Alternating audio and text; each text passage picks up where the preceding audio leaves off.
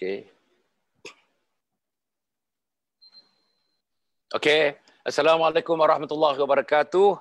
Alhamdulillahirabbil alamin wassalatu wassalamu ala asyrafil anbiya'i wal mursalin sayyidina Muhammadin wa ala alihi washabihi ajma'in. Subhanaka la ilma lana illa ma 'allamtana innaka antal alimul hakim. Wala haula wala quwata illa billahil aliyil azim. Amma ba'. Para penonton yang mati sekalian, yang mula-mula sekali saya nak minta maaf sikit bagi pihak dua ahli panel dan saya sendiri dan tim kita ni ada kerana salah sikit teknikal menyebabkan kita tadi terlewat. Patutnya mula 5 suku, sekarang jam saya sudah pukul 5.36, 37 sekarang ni. Apapun insya-Allah kita tidak akan membuang masa dan kita akan cukupkan juga masa dengan izin Ustaz Tarmizi yang bersama dengan kita dan Saudara Muhammad yang bersama dengan kita. InsyaAllah kita akan teruskan program ini. Tuan-tuan, bersama dengan kita ialah Al-Fadhil Ustaz Tarmizi Ali, Imam Besar Masjid Al-Hidayah, Kelana Jaya, yang saya tak pula sebutkan, tuan-tuan biasa kenal dalam televisyen, dalam radio dan di mana-mana. Nama Ustaz Tarmizi biasa disebut. Al-Quran Ustaz Tarmizi, Al-Quran Ustaz Tarmizi. Dan seorang lagi anak muda ni, Muhammad Omar Ali Baharudin, seorang engineer, seorang jurutera. Alhamdulillah, sekarang ni yang sedang berkhidmat dengan Roland Manufacturing Malaysia, Jepun, tuan, syarikat Jepun yang manufacture peralatan-peralatan muzik seperti gitar, piano, speakers dan sebagainya. Beliau diletakkan di bahagian mechanical tempat beliau bekerja di Pelabuhan Kelang di sana, tuan-tuan dan puan. Jadi syarikat Jepun, dalam masa setahun lebih beliau berada di Jepun, bekerja di Jepun, kemudian dipindahkan ke Malaysia kerana ada cawangan syarikat Roland ini di Malaysia. Jadi tuan-tuan dan puan, insya-Allah apa yang kita nak buat tuan-tuan dan puan sekarang ni, oleh kerana kita nak memburu masa, yang pertama sekali saudara Muhammad, engineer Muhammad Omar Ali Baharudin akan membaca penuh dulu, Al-Fatihah daripada Bismillahirrahmanirrahim sampailah kepada Waladhdallin. Kemudian tu dia akan membaca ayat demi ayat. Habis satu ayat dia berhenti, Ustaz Tarmizi akan memberikan ulasan-ulasan terutama kesilapan-kesilapan lazim yang saya lakukan, yang teman-teman lakukan, yang para penonton lakukan, sebab Al-Fatihah ni tuan-tuan rukun kepada salat. Rukun kepada salat. Tak betul baca Fatihah, maka salat kita pun tidak diterima oleh Allah Subhanahu Wa Taala. Bahkan yang kita baca tuan-tuan puan, kalau satu huruf boleh sebut, tak boleh sebut, boleh belajar, tak boleh sebut satu huruf daripada Al-Quran, salah sebut, maka Fatihahnya tidak diterima dan juga sembahyangnya tidak diterima kalau perhatikan, sebab Fatihah itu adalah merupakan rukun kepada sembahyang. Tuan-tuan dan puan mati sekalian, kita akan mulakan. Saya perkenalkan, tak perlu perkenalkan, Ustaz Tarmizi, dan yang kedua saudara Muhammad Omar Ali Baharudin. Jadi Ustaz Tarmizi, boleh kita minta Muhammad Omar Ali untuk membacakan boleh, sambil lalu saja daripada Bismillahirrahmanirrahim sampai Waladhdallin. Kemudian dia akan baca ayat per ayat, insya-Allah. Sila Muhammad. Sila. Boleh, Ustaz. A'udzu billahi minasyaitonir rajim. Bismillahirrahmanirrahim. Alhamdulillahi rabbil alamin. Ar-Rahmanir Rahim. Maliki yaumiddin. Iyyaka na'budu wa iyyaka nasta'in. Ihdinas siratal mustaqim. Siratal ladzina an'amta 'alaihim ghairil maghdubi 'alaihim waladdallin.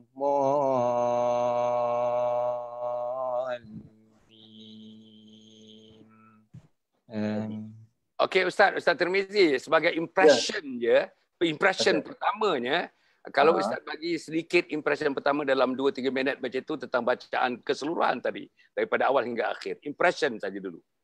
Okey, secara umum bacaan tu baik. Maknanya saudara Omar Muhammad Ali boleh membaca dengan keseluruhan tu dengan huruf-huruf yang ada dalam surah Al-Fatihah tu, boleh membaca dengan lancar.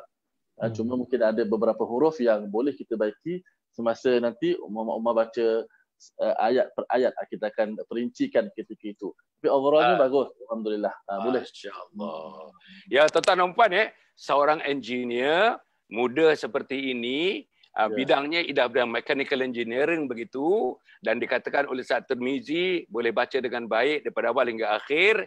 Tuan-tuan, it is a commendable thing lah, satu benda yang commendable, satu benda yang sangat-sangat baik, dan kita harapkan para remaja, kita harapkan para orang-orang dewasa, kita harapkan semua tuan-tuan dan puan-puan, padahal saudara dia belajar akademik, belajar engineering. Sudah tentulah ilmunya banyak fizik, banyak matematik, banyak kimia dan berbagai-bagai lagi saudara. Banyak hitung-menghitung, banyak formula-formula. Tapi pada masa yang sama, kata Ustaz Tirmizi, bacaannya dikatakan baik, hanya ada beberapa perkara yang mungkin kita akan tengok perkara itu bila dibacakan ayat per ayat. Okey, ya Muhammad, boleh kita baca ayat yang pertama sekali? InsyaAllah sekarang. Boleh, insyaAllah. Boleh. Bismillahirrahmanirrahim. Okey, boleh ulang sekali lagi? Ulang sekali lagi. Bismillahirrahmanirrahim. Okey, bagus. Terus ayat seterusnya. Alhamdulillahi Rabbil Alamin. Okey. Pada kalimah alhamdulillahi ada huruf ha yang pedas pada alham. Kemudian ada huruf ha pada lillahi. Okey. Huruf ha pedas cantik, bunyi jelas, alham dia bagus. Cuma pada alhamdulillahi, hi itu lillahi itu adalah ha simpul. Jangan kita bunyikan ha itu macam seperti ha pedas. Untuk alhamdulillahi, jangan dia kena jelaskan. Dia sebab dia makhrajnya dekat. Huruf ha simpul tu makhrajnya berada di pangkal halqum, dekat. Ha pedas ada di tengah halqum. Jadi bila makhraj dekat, kita nak kena bezakan dari sudut pengeluaran huruf. Jadi alhamdulillahi rabbi, alhamdulillahi rabbi. Orang Arab bila sampai pada huruf ha, mana-mana huruf ha, kerana huruf ha ni makhrajnya paling jauh daripada mulut. Dia berada di pangkal, paling jauh dari mulut. Nak disebut dengan huruf ba, huruf mi lebih mudah sebab di mulut. Maka huruf ha ni berada di pangkal halqum.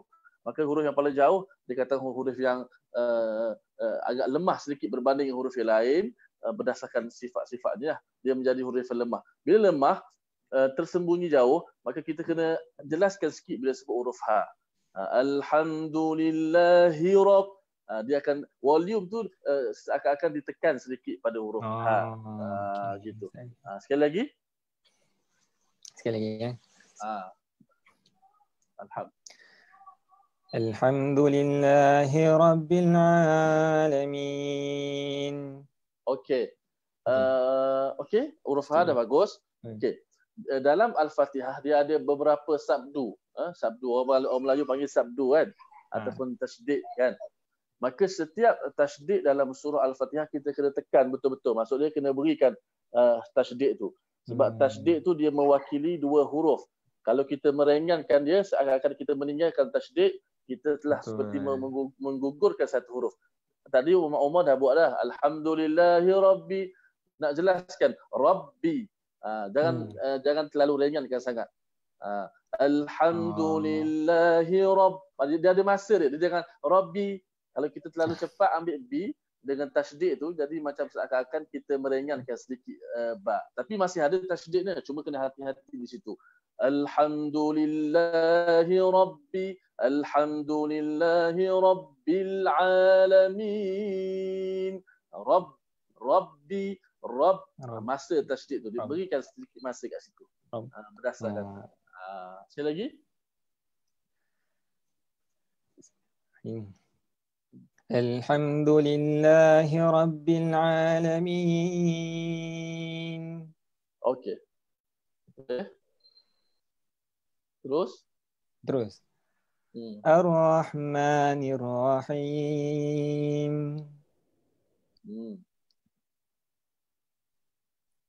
Okay. Terus ya. Okey. Terus. Maliki Yaumiddin. Boleh. Terus. Iyyaka na'budu wa iyyaka nasta'in. Ulang ayat tersebut. Sekali lagi. Iyyaka na'budu. إياك نعبد وإياك نستعين Okey. اهدنا الصراط المستقيم Okey. Ihdinas siratal mustaqim. Mustaqim. Pada perkataan mustaqim. Ada sin mati di situ.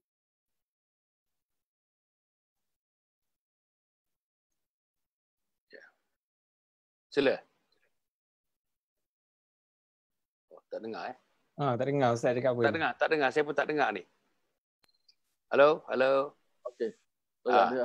Ada. Berderas sikit Ustaz. Mustaqim. Sila. Ihdinas sirat.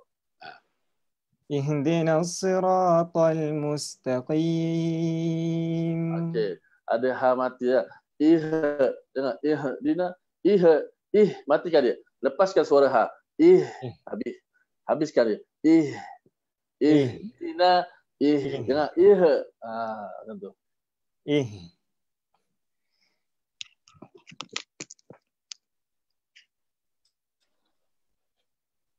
Okey.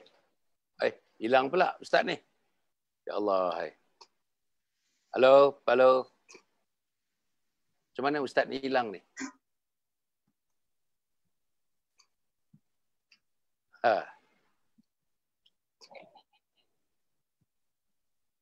Halo Ustaz.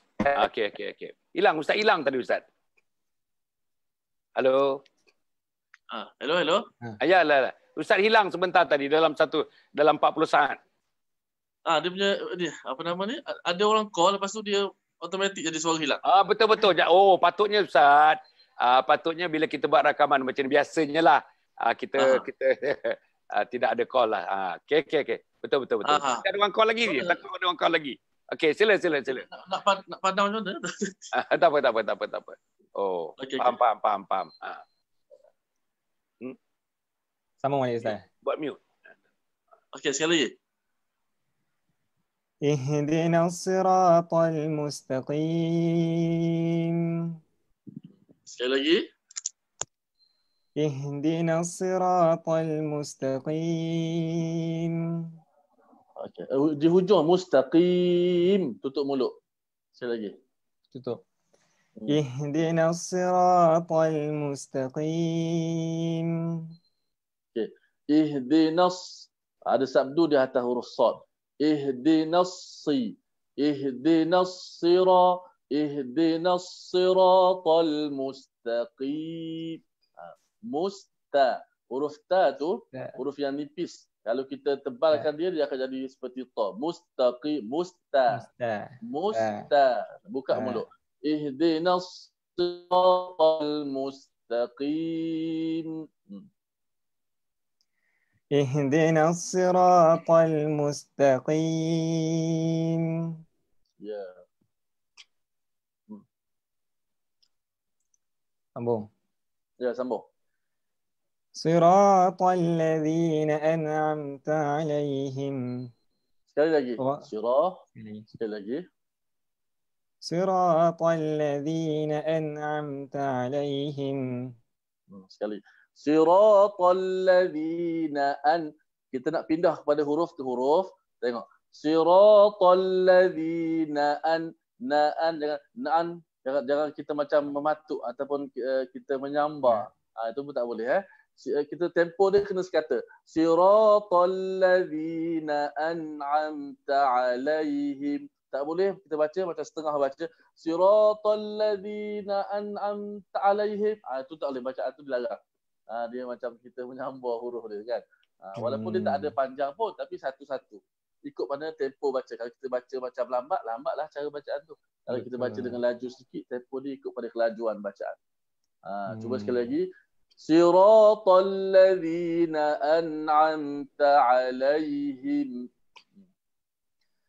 صراط الذين أنعمت عليهم غير المغضوب عليهم ولا الضالين.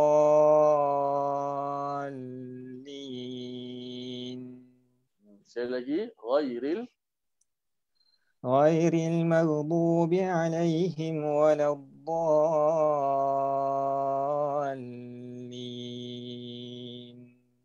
Okey. Alhamdulillah. Bagus bacaan Muhammad Omar. Tahniah di atas bacaan sebentar tadi. Tidak ada kesalahan-kesalahan yang besar yang boleh mengubah makna, yang sekaligus yang boleh memberi masalah pada solat lah. Maka overall bagus. Cuma yang saya tegur tu yang kecil-kecil, yang kesalahan yang kecil yang boleh diperbaiki. Cuma pada setiap sabdu dalam surah Al-Fatihah memang kena hati-hati. Jadi kalau hakikat sabdu itu adalah mewakili 2 huruf. Kalau ditinggalkan sabdu atau memeringankannya, maka dia akan seperti kita menghilangkan 1 huruf. Menghilangkan 1 huruf daripada Al-Fatihah, maka dia akan kita mengurangkan ataupun mengubah makna lah. Mengubah makna pada perkataan tersebut yang boleh kita kata memberi masalah pada solat kita tu. Okey, dengan pembaikan sedikit tadi, overall keseluruhannya alhamdulillah macam ini. Tetapi ada pembaikan kecil. Boleh tak kalau misalnya Muhammad terus membaca daripada ayat pertama sampai ayat ke-7 dengan membagi kira beberapa pembetulan kecil yang disebut oleh Ustaz dan pembetulan yang tidak menyebabkan terganggunya makna bila kita membaca Al-Fatihah itu. Boleh?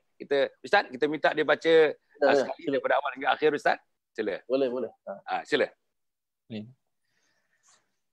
Bismillahirrahmanirrahim.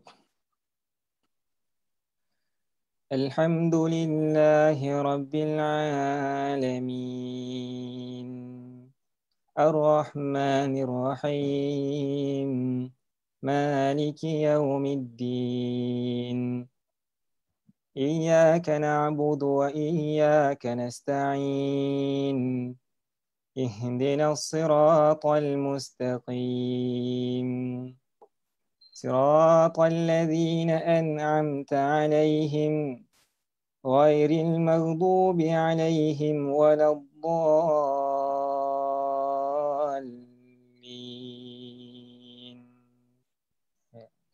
Macam mana, Ustaz?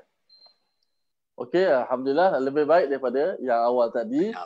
Mengambil kira apa yang telah disebutkan tadi. Cuma tadi itulah sedikit pada beberapa perkataan, antaranya yang tentang tempo bacaan tu. Seperti iyyaka na'budu wa iyyaka kanas, walaupun ka tu tak panjang. Iyyaka na'budu wa iyyaka dengan iyyaka na'budu wa iyyaka nasta'in. Sira. Jangan surah. Jadi huruf sa tu tak sempat nak sebut baris bawah, dia jadi macam sera. Okey, jadi kena satu-satu. Dia punya huruf-huruf tadi. Yang lain alhamdulillah. Masya-Allah. Ustaz, kita nak pergi kepada fasa yang kedua. Para penonton dan pemirsa sekalian, kita buka pada para penonton insya-Allah. Yang pertama sekali like and share and tag kawan-kawan kita, tuan-tuan. Inilah masanya. Inilah masa dan ketikanya pada 7 hari bulan Ramadan sekarang ni, hari ini tuan-tuan, kita melihat bacaan-bacaan Al-Fatihah kita yang sangat penting. Fatihah merupakan rukun kepada solat kita yang kita mesti jaga. Silap rukun, maka silaplah sembahyang kita, silaplah solat kita. Dan tuan-tuan dan puan, alhamdulillah dengan Ustaz Tirmizi memberikan ruang masa sedikit kepada kita, meraihkan kita dengan saudara Muhammad bersama dengan kita ini, insya-Allah. Saya yang berikutnya nak minta tuan-tuan dan puan kalau ada soalan-soalan, komen-komen dan sebagainya, terutama soalan-soalan. Mungkin tidak ada audionya, tapi tuan-tuan boleh menulisnya, memasukkan dalam kita punya komen-komen dalam Facebook kita. Saya akan tengok satu persatu insya-Allah. Yang kedua, Ustaz, agaknya dalam fasa yang kedua ni mungkin kita cerita secara umum apa dia kesalahan-kesalahan lazim yang berlaku yang dibaca oleh kita, terutama imam-imam. Setakat yang Ustaz dengar ini, kita bukan nak mencari kesilapan, Ustaz. Tidak sama sekali. Kita bukan nak cari kelemahan orang, tidak sama sekali.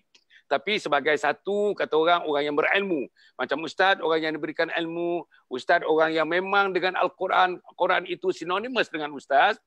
maka sudah tentunya dengan ilmu, terutamanya ilmu qiraat, ilmu bacaan, ilmu tajwid, ilmu makhraj dan sebagainya, sudah tentulah Ustaz dapat share kepada para penonton yang rahmati sekalian. Permulaannya Ustaz, dalam fasa yang kedua ni, apa dia antaranya dalam 7 ayat itu, mungkin per ayat, apa kesilapan yang berlaku selain daripada bacaan kesilapan ringan yang Ustaz timbulkan tadi daripada bacaan surah Muhammad tadi Ustaz. Sila Ustaz.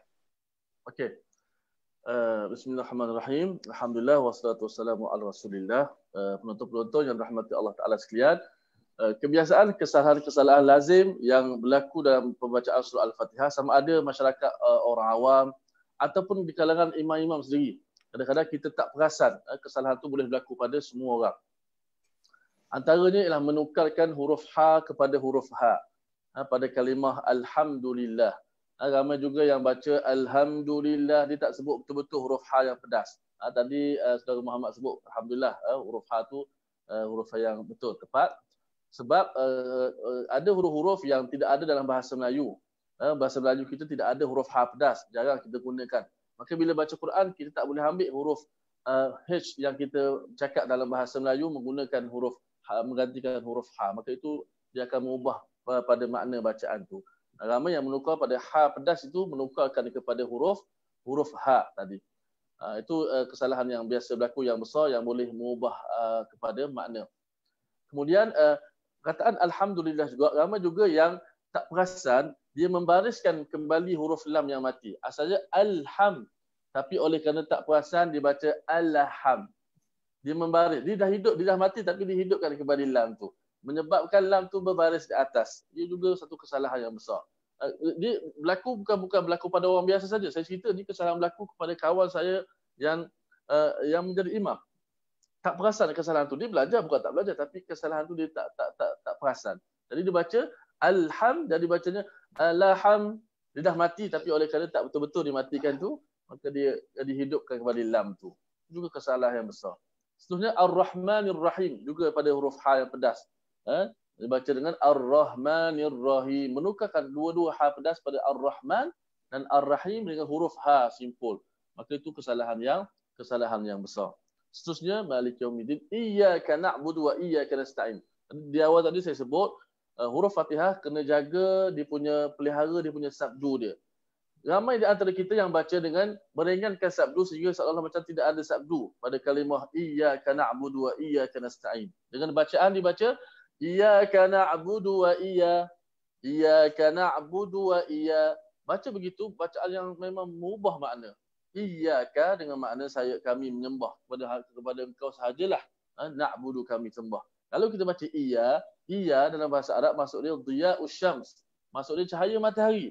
Kita bukan sembah cahaya matahari, tapi oleh kerana kesalahan menyebut tadi, hanya dengan meninggalkan sabdu saja, meringankannya saja, ia sudah boleh mengubahkan makna.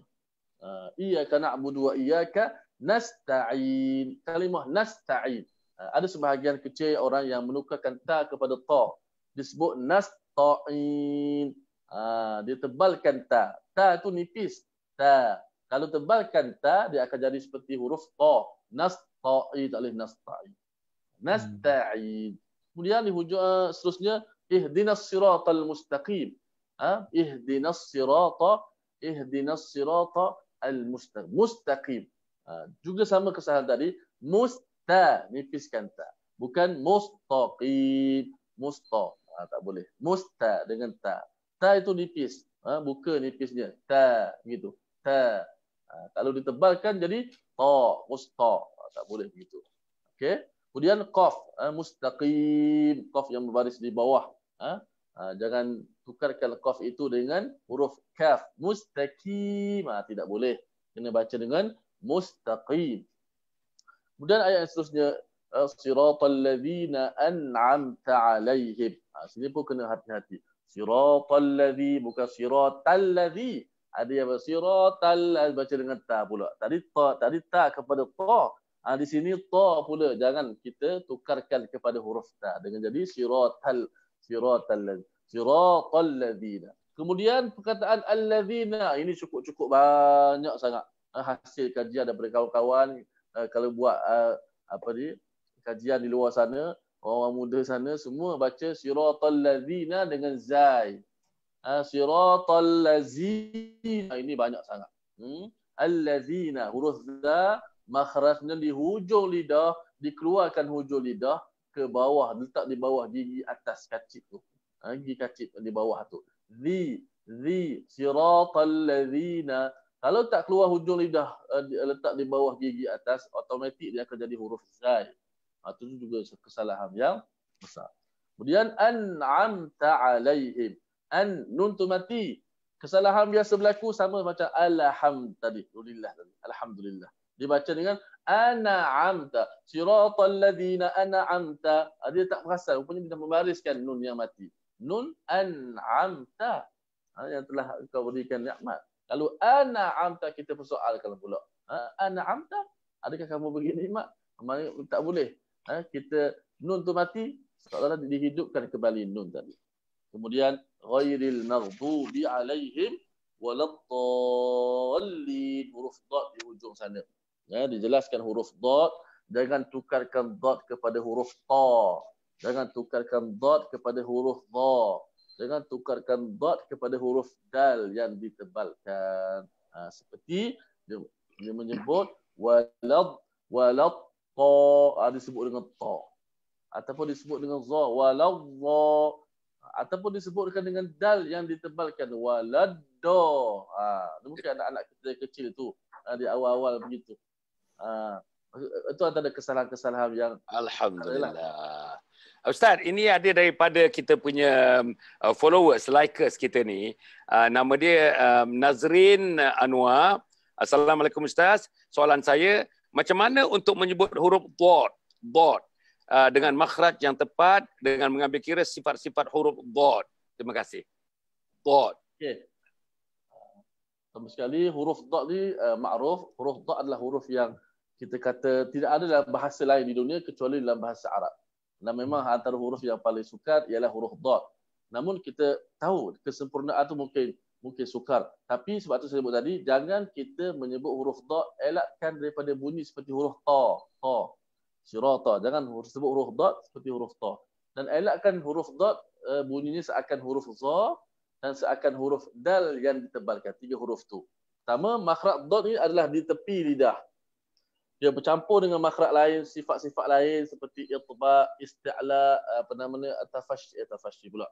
Apa dad sifat apa dia panggil istitalah. Maka gini, saya boleh beri gambaran. Ini lidah kita, permukaan lidah kita, ni hujung. Kemudian dia terangkat ke atas. Dot ni. Angkat semua ke atas. Jangan hanya fokus pada hujung lidah. Kalau kita angkat hujung lidah saja, dia jadi huruf dekat dengan huruf dal, dekat dengan huruf ta. Sebab huruf dal, ta ni dekat hujung lidah. Adapun dot, dia bahagian tepi dia sebelah dalam.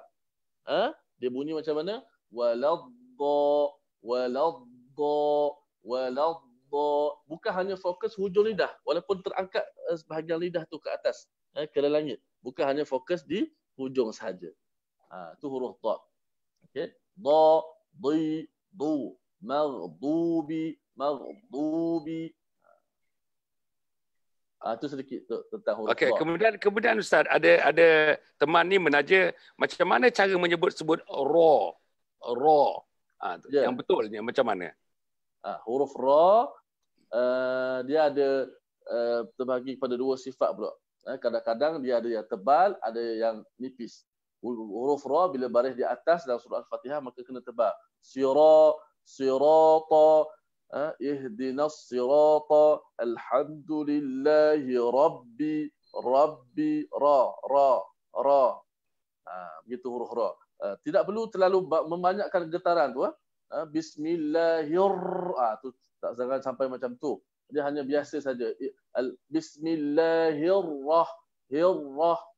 Kalau letak kena pada dia punya makhraj huruf ra tu, maka dia akan tepatlah huruf ra tu. Hujung lidah kita diangkat ke langit atas.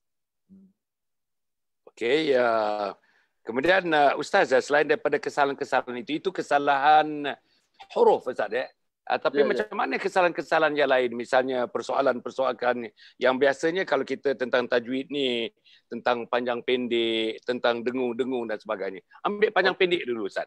Panjang pendek dalam membaca surah Al-Fatihah itu. Okey, kalau fokus pada surah Al-Fatihah, berkenaan dengan huruf mat, ada kesalahan mat yang boleh ubah makna, ada kesalahan mat yang tidak mengubah makna. Kesalahan yang ubah makna, contoh yang dua harakat kalau dibaca dari satu harakat. Contoh kita kata alhamdulillahi, tak boleh. Itu panjang dua tu, sekadar tu tak boleh kita jadikan satu. Contoh apa lagi? Iyyaka na'bud, iyyaka, tak boleh iyyaka. Okey. Ihdinas sirata, tak boleh kita potong. Ada pun lebih sedikit maka dia tak mengurangkan makna. Ada yang baca tadi, macam contoh lidah biasa. Alhamdulillahi rabbil alam. Dia panjangkan ain sikit daripada biasa. Sepatutnya alhamdulillahi rabbil alamin. Dia buat ada terlebih sikit. Itu kesalahan itu tidak sampai ubah makna. Contoh pada waladdallin, dia buat 4 harakat aja, tak cukup 6 harakat. Maka itu tidak mencacatkan makna atau dan tidak menjadi masalah pada solat. Itu kesalahan-kesalahan yang kita kata yang kecil lah pada mat. Alhamdulillah. Nanti kita sambung. Saya nak raikan teman-teman yang membuat komen. Tadi tu Amy Wia ya, yang tentang raw. Sekarang ni Fairuz Jumari Ustaz. Topik bengkel, dia kata bengkel Al-Fatihah, kononnya macam bengkel lah ni. Ustaz, sah ke solat jika kita bacaan Al-Fatihah kita tak betul lagi-lagi jika menjadi imam? Slang Arab tu, lahjah tu, slang Arab ni agak susah bagi orang-orang biasa yang makan sambal belacan ni. Macam mana Ustaz? Sambal belacan tak betul baca ke macam mana ke? Tak tahu Ustaz makan sambal belacan ke tidak? Okey.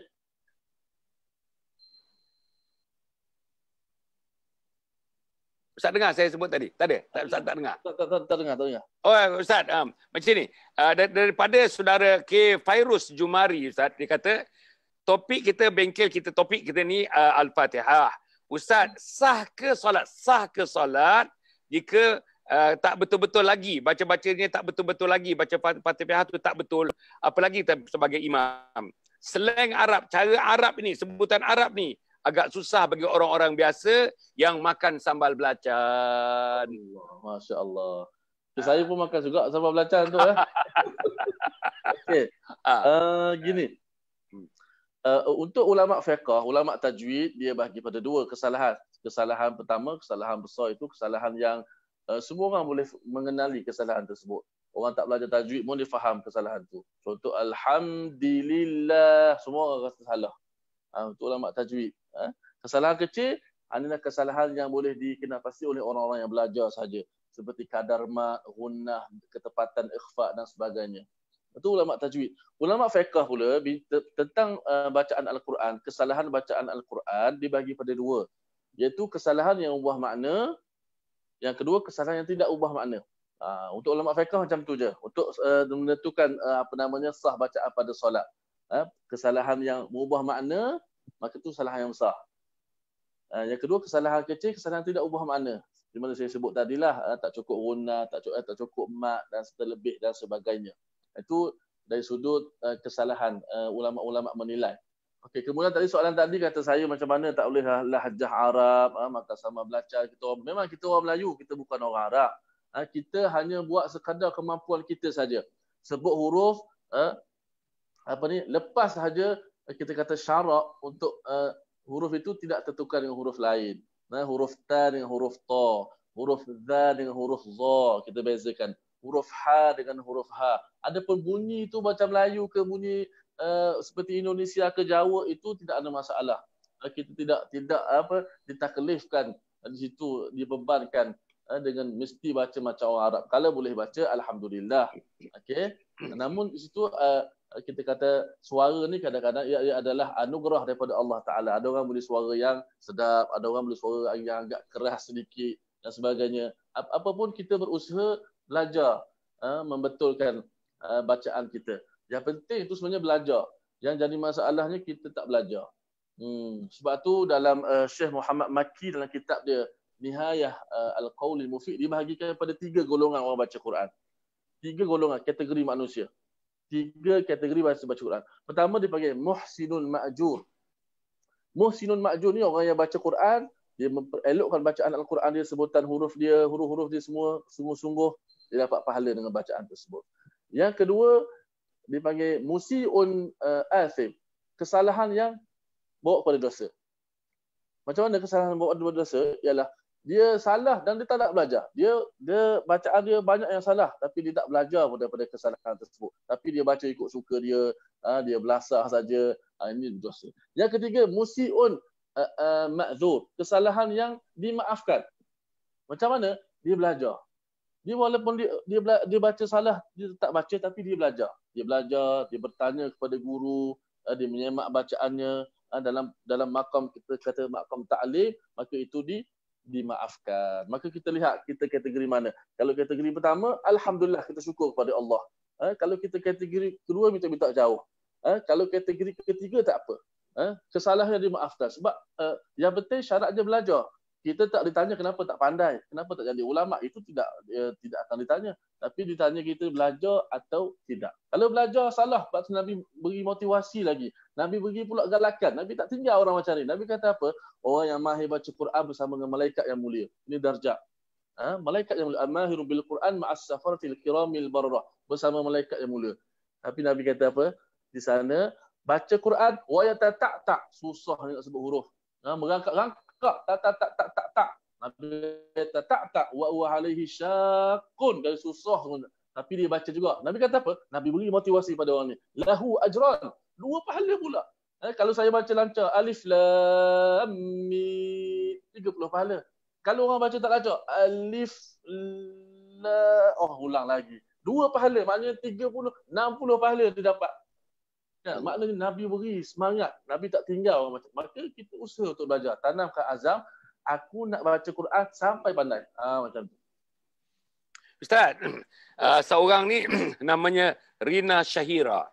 Rina Syahira kata, Assalamualaikum Ustaz, untuk ayat terakhir dari Siratal Ladzi hingga akhir, bolehkah dihentikan di mana-mana ayat sebab nafas tak panjang? Ini persoalan wakaf dengan ibtidak dan sebagainya. Macam mana Ustaz? Okey. Kita tengok baik-baik ya. Siratal ladzina an'amta alaihim. Wakaf kat situ. Okey, saya tak nafi ada juga mungkin guru-guru yang tidak beri wakaf kat situ, katanya itu bukan ayat dalam mazhab kita. Sebenarnya tak ada masalah. Itu dia ada khilaf ayat di situ. Boleh berhenti kat situ. Siratal ladzina an'amta alaihim. Kemudian terus saja. Ghairil maghdubi alaihim waladdallin. Kalau kita boleh satu nafas, silakan. Tapi kalau tak cukup nafas, kita tahulah nafas aku memang tak sampai. Maka berhenti saja dekat alaihim yang pertama. Jangan terak juga pergi. Terak pergi juga, lepas tu berhenti pada alaihim yang kedua. Lepas tu ulang balik. Ia tidak bagus. Okey, mana lebih baik kita berhenti dulu, ambil nafas dulu, isi minyak dulu, lepas tu sampai pada waladdallin, selesa. Daripada kita nak pergi juga, tiba-tiba waladdallin, tak sampai lin tak bunyi dah. Tu yang jadi kadang-kadang kita frust tu. Berhenti dulu habis, ambil nafas yang baru, kemudian teruskan. Boleh berhenti pada alaihim yang pertama, kemudian teruskan saja. Kalau kita memang nak berhenti waladdallin, tapi tiba-tiba di hujung tu tak sampai, barulah kita berhenti pada alaihim yang kedua. Contoh, siratal ladzina an'amta alaihim ghairil maghdubi alaihim. Sampai situ je. Kemudian kita ambil balik ghairil maghdubi alaihim. Tapi kalau dah tahu memang nafas saya tak pernah sampai pun, berhentilah pada alaihim pertama dan teruskan. Alhamdulillah. Ustaz, tadi kita tentang yang kita sebut tadi, Ustaz dah mengulas tentang panjang dan pendek. Sekarang ni tentang dengung. Dengung dan tidak dengung, Ustaz. Dalam Al-Fatihah, dengung dan tidak dengung. Sila, Ustaz. Okey. Dalam kita baca Al-Quran, dengung ni juga satu kesalahan yang kecil lah. Kesalahan yang kecil yang tidak merosak akan makna. Tapi lebih baik kalau kita baca Al-Quran, kita raikanlah semua itu, dengung dan panjang dan pendek sebagainya. Kerana Al-Quran itu yang diturunkan dengan kita kata secara bertajwid, dengan bacaan yang betul. Quran itu penuh dengan penghormatan, kebesaran. Maka kita nak baca Al-Quran kalau boleh dengan penuh penghormatan sebagaimana ia diturunkan. untuk kita mendapat tadi golongan pertama, dia baca muhsinul ma'jur, dia baca dengan baik. Dan Nabi beri apa? Apa nama ni, Nabi iktiraf golongan macam ni, Nabi beri al-mahirum bil Quran, dia mahir Quran ma'as safaratil kiramil barah, malaikat yang mulia. Kita kena ambil satu sebagai cabaran motivasi kita nak bersama dengan para malaikat yang mulia ini. Ini ganjaran yang diberikan oleh Rasulullah sallallahu alaihi wasallam. Muhammad, ada apa-apa Muhammad nak komen ke, nak mencelah ke apa-apa ke? Kita ada lagi dalam 10 minit lagi ataupun 12 minit lagi insya-Allah. Sementara Ustaz ada kat sini, kalau ada keraguan-keraguan, ada dalam ulasan-ulasan daripada Ustaz tadi, pengalaman Muhammad sebagai orang muda, engineer, jurutera dan sebagainya, untuk diserukan kepada teman-teman yang lain. Mungkin ya, macam mana Muhammad seorang engineer, kita dengar. Macam mana dia boleh tadi Ustaz pada keseluruhannya memberikan thumbs up kepada bacaan Muhammad tadi. Cuba Muhammad ceritakan sikit ya. Muhammad, tak salah saya, akademik yang bagian engineering, bagian sains, physics, mathematics dan sebagainya. Tapi macam mana boleh menghadapi keadaan dalam mana boleh membaca Al-Fatihah dengan fairly good according to Ustaz tadi. Hanya mungkin ada kesalahan-kesalahan kecil saja. Kalau Mat boleh cerita sikit untuk pengetahuan teman-teman para penonton yang dihormati sekalian ni, sila Mat. Alhamdulillah Ustaz. Pengalaman mungkin sebab daripada kecil dah diajar oleh ayah, kemudian dimasukkan ke madrasah, belajar sedikit demi sedikit Quran. Jadi mungkin daripada situ dah ada basic, dan seterusnya saya memang ada minat untuk belajar Quran. Jadi kita belajar di situ dengan ustaz-ustaz dan kemudian kita sendiri kena praktis hari-hari. Mungkin daripada situ dapatnya fairly good tu ya, Datuk. Jadi saya ada satu soalan Ustaz. Macam mana kita ni kalau kata dah fairly good tapi kita nak memperbaiki lagi certain huruf tu, macam tadi Ustaz tegur saya tu, macam mana kita nak terus improve diri kita? Okey. Pertama sekali saya ucapkan tahniah kepada saudara Muhammad. Bagus bacaan tadi, bukan sekadar bacaan tadi, bahkan ada alunan ni pula. Alunan dipanggil apa? Style Syekh Sa'ad Ghamidi, seorang imam di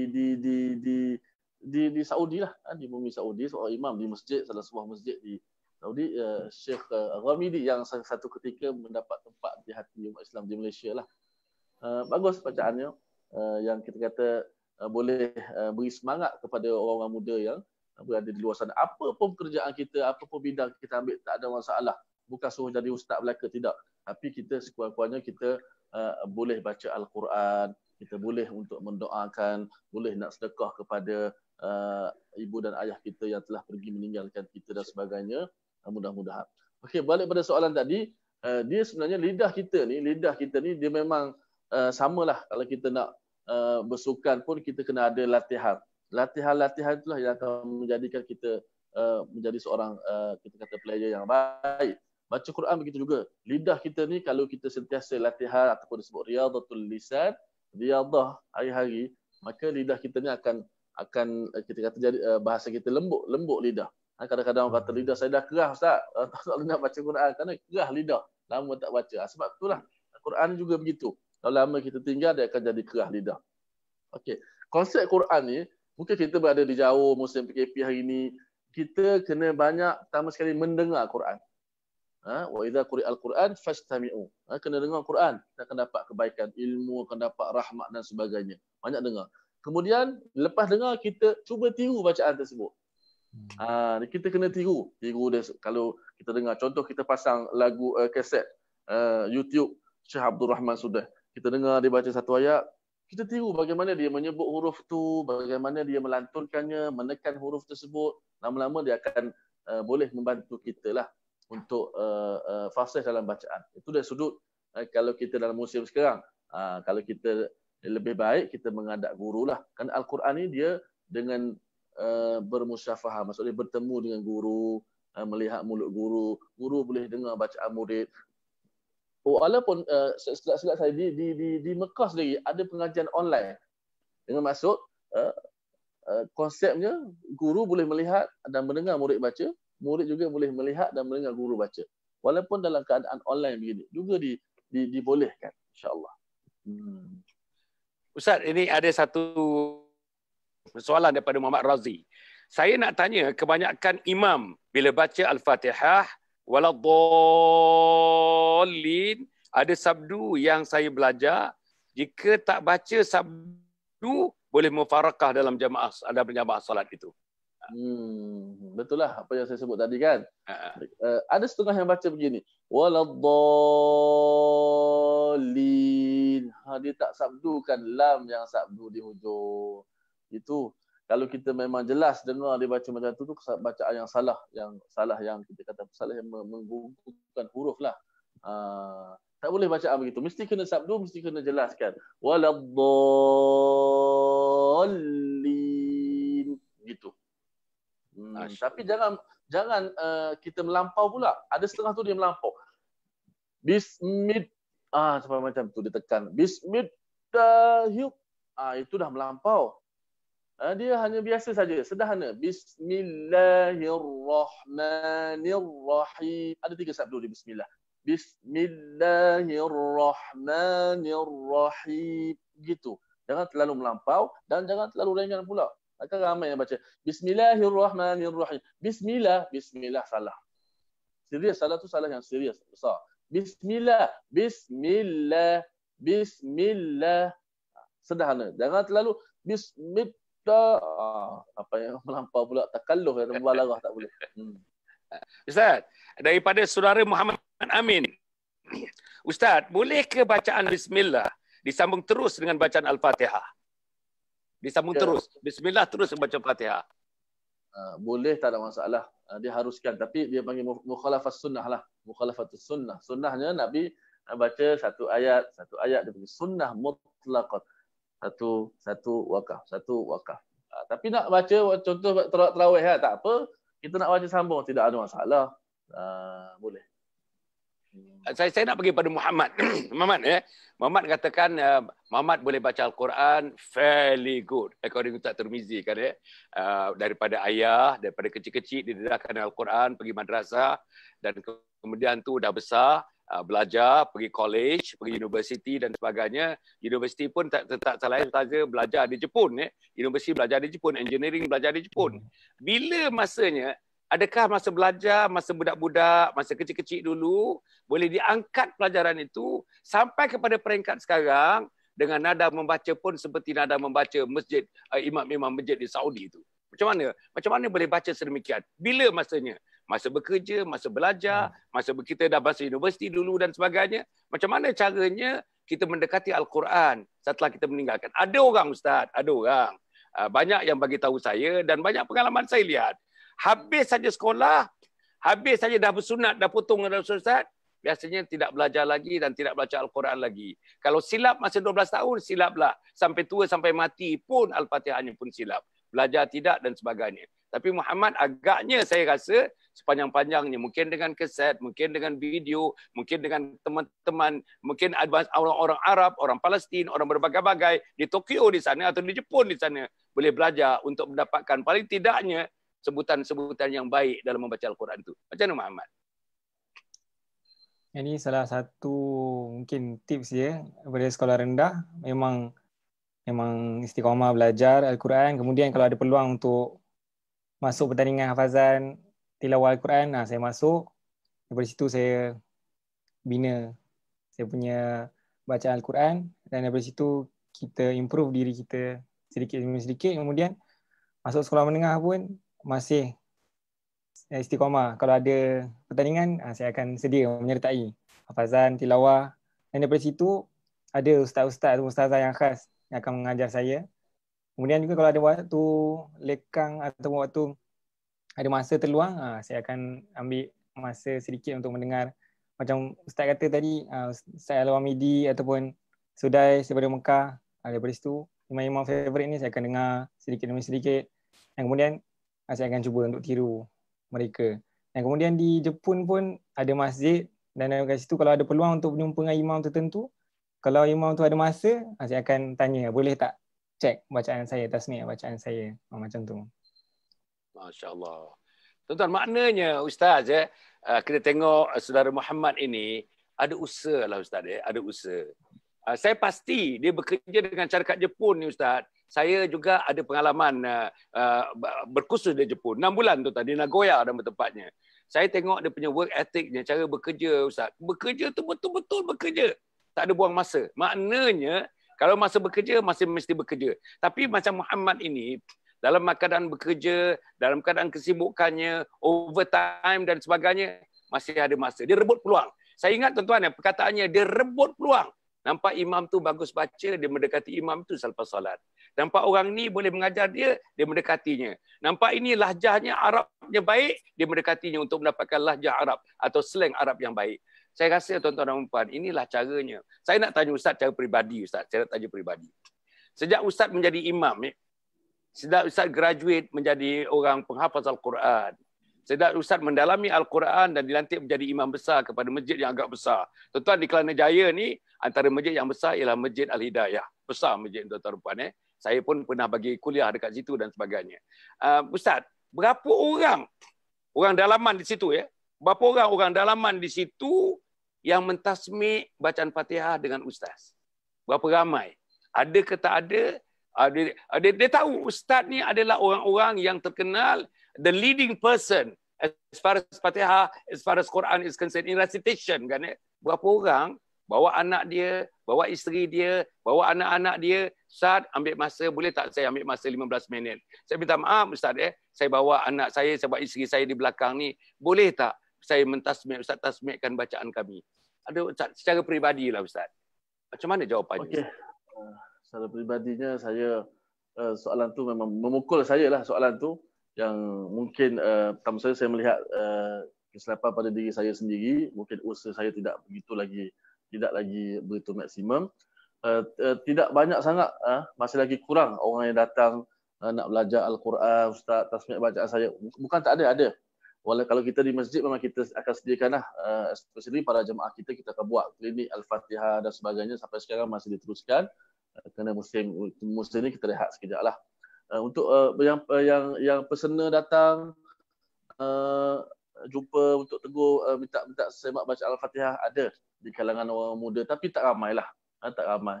Di kalangan yang kita agak berumur itu pun ada juga. Tapi masih lagi kita rasa mendukacitakan lagi lah. Maksud dia banyak lagi lah patutnya kita kena ambil perhatian dalam berkenaan dengan bacaan ini. Sepatutnya memberi kesedaran kepada kita kerana ia melibatkan sekurang-kurangnya Fatihah. Betul, bacaan Al-Quran itu sunat sahaja hukum dia baca 30 juzuk. Kalau kita tak baca, kita tidak akan diazab sebab tak baca Quran.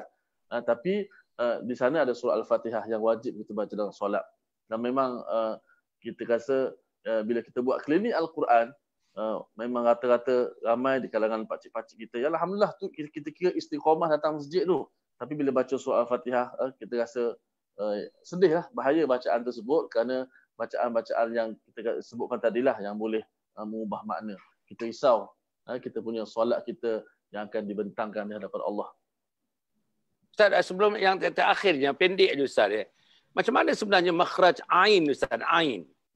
Okay. Ain. Saya rasa banyak orang jadi Ustaz. Al-Rahman, Bismillahirrahmanirrahim, Alhamdulillahirabbil alamin. Macam mana sebenarnya? Okey. Huruf Ain juga tidak ada dalam bahasa Melayu. Huruf Ain ni, dia kalau dalam sifat dia, ulama bahagikan dia, huruf Ain antara huruf yang sifat dia sederhana. Sederhana, suara dia tidak terlepas sangat dan suaranya tidak tertahan. Masuk tengah-tengah. Contoh, huruf Ain, makhrajnya di tengah halqum. Hamzah, A itu berada di pangkal halqum. A di pangkal. Ain pula di tengah. A.